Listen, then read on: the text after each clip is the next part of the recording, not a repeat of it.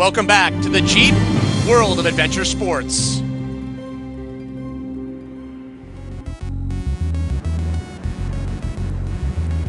Appropriately titled, Unsalted.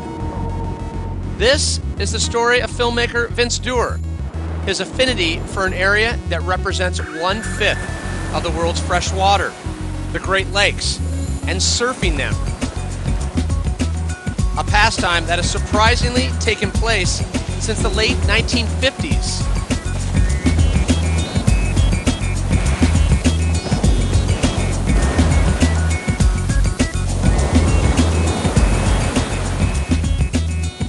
The California mystique with the surfing, they had it all. And I decided, maybe we can try that here. Bought a surfboard, and it was like all hell broke loose. I had people chasing after my car, wondering, hey, are you from California? I said, no, I'm from here. It was always the same pitch, so, you can't surf here. I says, oh yes, you can. And we could ride here, we did ride here. And we were like heroes. Guys from Buffalo, and you surfers, the music, the Beach Boys, all that mystique, I was rolled right up in it, just like in California, I loved it. Back then, it was if you showed up at our break with a surfboard in your hand, you were one of us. You weren't a football player, you weren't a basketball player, you weren't anywhere involved with anything that had to do with organized sports. You were a surfer, and you were one of us, and everybody understood that we were something special.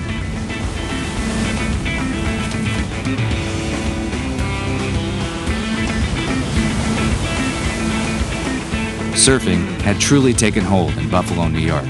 But some 400 miles west at the same time, in my hometown, there was another group of dedicated surfers finding their bliss.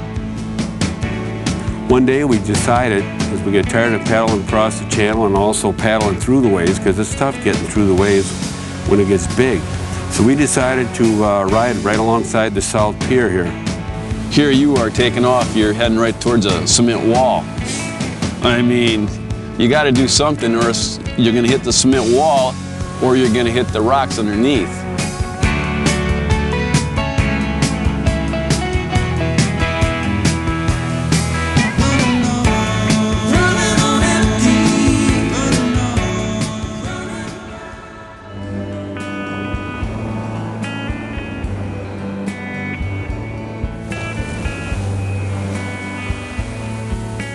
You know, most people told us we were crazy. They were saying, what are you doing? You can't surf on the lake. You know, there's obviously waves out there and we're obviously surfing. In fact, most of the time we'd be coming back dripping wet and some guy would say, hey, you can't surf on Lake Michigan.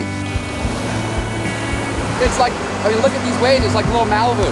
I surf waves in California with 150 people out, angry, mad, not having fun.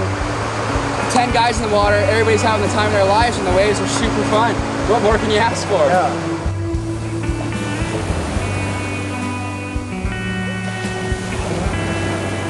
Friends I just met and surfed with the last 3 days are driving home 6 hours because they got to be at work in the morning. They, drive 6 hours to surf today and then drive home. That's a deep love that you have to do that kind of a commitment. Too many people have lost it or haven't found it yet. And the guys here that surf the lakes have it, without a doubt. Every day here when there's waves is a gift for sure, you know? And the fact that it definitely changes my idea of what surfing means to me as far as the feeling I get. It doesn't really matter if you're surfing the lakes or the ocean, just that feeling. I feel like when fall rolls around and those leaves are moving and the flags are starched and you can smell that crispness in the air, and you know the low pressure's gone and the high's coming in and the waves are going to be up, I feel like I don't have a choice. I was born that way and I have to be in the water.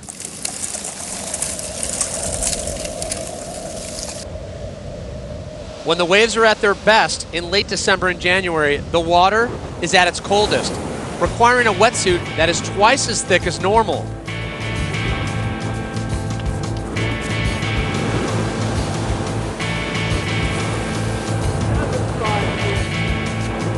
Like right now, the water's like 33 degrees, and the air is like 13, and the wind chill is like 10 below. not right, though. I'm pretty psyched for the cold weather thing, because growing up in Hawaii, you don't get any of that. It's summer all year round. So having those seasons and surfing in this suit of armor was kind of like a new adventure. So that part of it to this day doesn't bother me. In fact, I kind of like that piece of it. It just adds to the adventure. Woo! Klondike. What's happening? What happened out there? Vince and his crew set on through January in pursuit of the epic ride. That day came after 17 hours of driving through the blizzard of '05. It's just dumping outside. It is snowing, it's blowing. It's January 21st. I mean, it's supposed to be.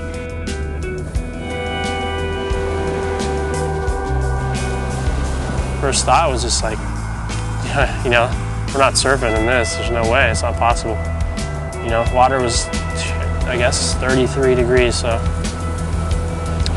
can't believe I actually went in the water.